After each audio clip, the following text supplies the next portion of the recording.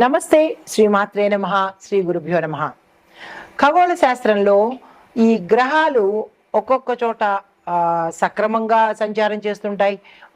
కొన్నిసార్లు కొన్ని గ్రహాలు తిరోగమ దిశలో అంటే వెనక్కి వెళ్ళడము మళ్ళా ముందుకు రావడము ఇలాంటివన్నీ కామన్గా మనకి ప్రతిసారి జరుగుతూ ఉండే ప్రక్రియలే.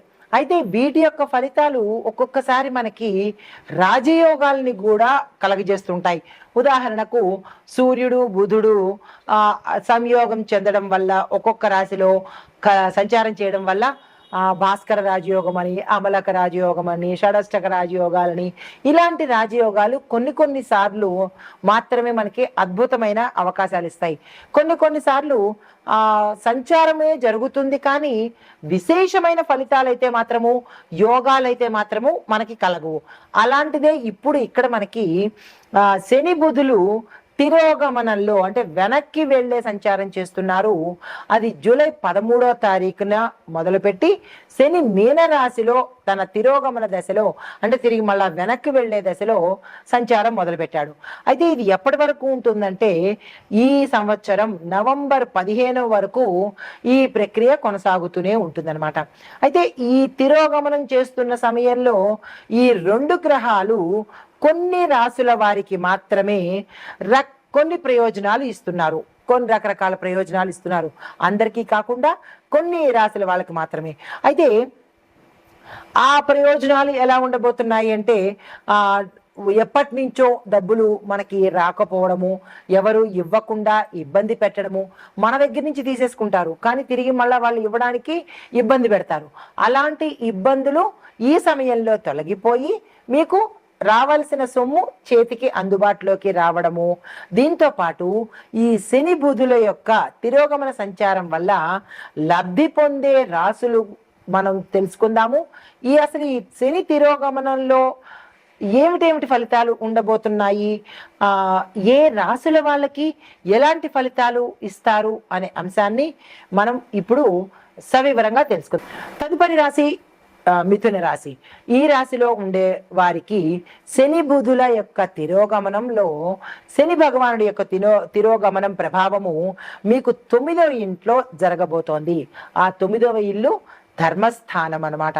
అయితే ఈ ధర్మస్థానంలో ఎలా ఉండబోతోంది జీవితం అంటే తాత్కాలికంగా ఆలస్యం అవుతాయి. మీరు ఏ పని తలపెట్టినా టెంపరీగా 1 వీకో 3 డేసో 10 డేసో ఆలస్యంగా జరిగే అవకాశం కనబడుతోంది.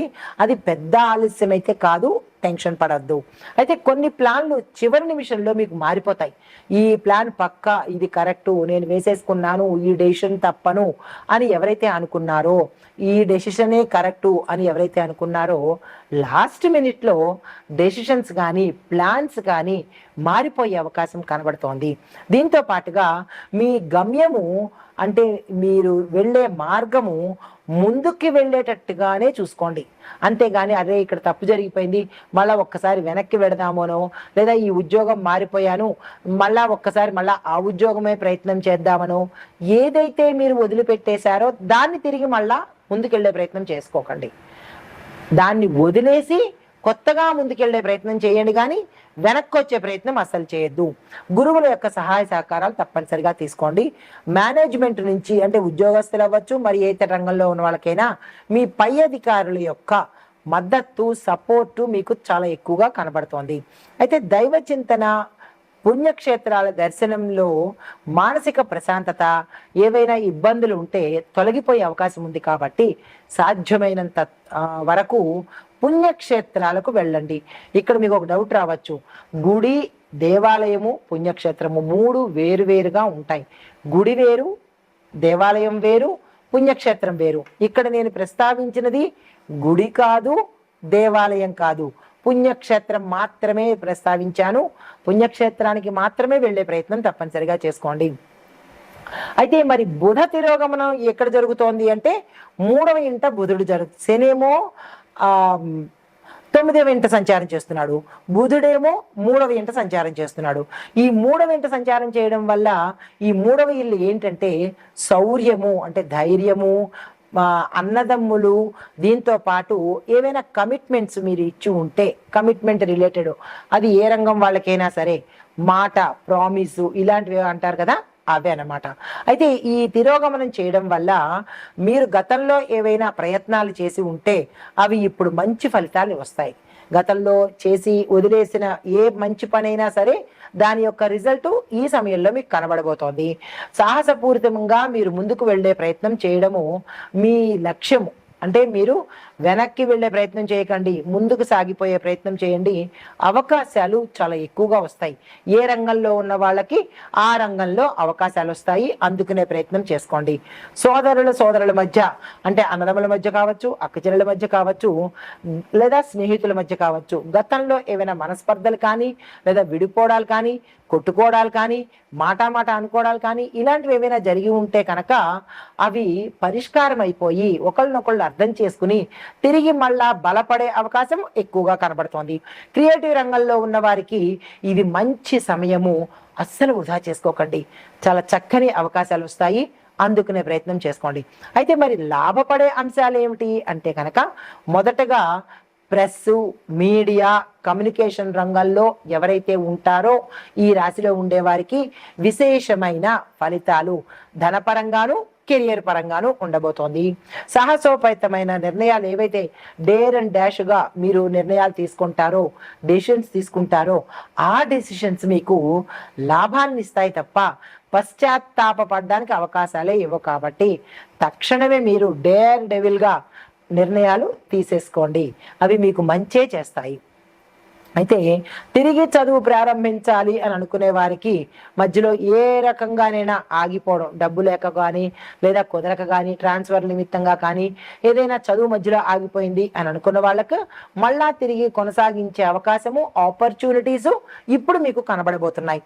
స్నేహితుల మధ్య ఆత్మవిశ్వాసము, మంచి అన్యోన్య ధోరణి పెరగడము, వాళ్ళు మిమ్మల్ని నమ్మడము, వాళ్ళ యొక్క మద్దతు మీకు సమయానికి అందుబాటులోకి రావడము, ఇవి లాభపడే అంశాలు. అయితే మరి జాగ్రత్తలు ఎక్కడ తీసుకోవాలి అంటే కనుక, ప్రయాణాలు జాగ్రత్తలు తీసుకోండి. ఏదైనా ఒక ప్లానింగ్ చేసేటప్పుడు ముందుగానే జాగ్రత్తలు తీసుకోండి. ఆ ప్లానింగ్ని ఎగ్జిక్యూట్ చేసేటప్పుడు జాగ్రత్తలు తీసుకుంటే ఉపయోగం లేదు. తరువాత ధర్మస్థానము శనిగ్రహ ప్రభావం ఎక్కువగా కనబడుతోంది కాబట్టి పెద్దల మాట వినకపోతే మీరు ఆటంకాలు, అవస్థలు పాలయ్యే అవకాశం కనబడుతోంది, జాగ్రత్తలు తీసుకోండి. అయితే బుద్ధితో వ్యవహరించండి. మీకున్న తెలివితేటలతో ఏ పనినైనా సాధించుకునే ప్రయత్నం చేసుకోండి. దీంతో పాటు భావోద్వేగాలు, అంటే అగ్రెసివ్ నేచరు, యాటిట్యూడు, ఈగోలు, ఇలాంటివి అస్సలు ప్రదర్శించకండి. మీరు బయట కానీ, లేదా మీరు పనిచేస్తున్న రంగంలో కానీ ఎక్కడ మీకు భావోద్వేగాలకి, కోపము, కసి, పగ, మాటలు ఇష్టానుసారంగా మాట్లాడేయడము, ఇలాంటి వాటికి దూరంగా ఉండే ప్రయత్నం చేసుకోండి.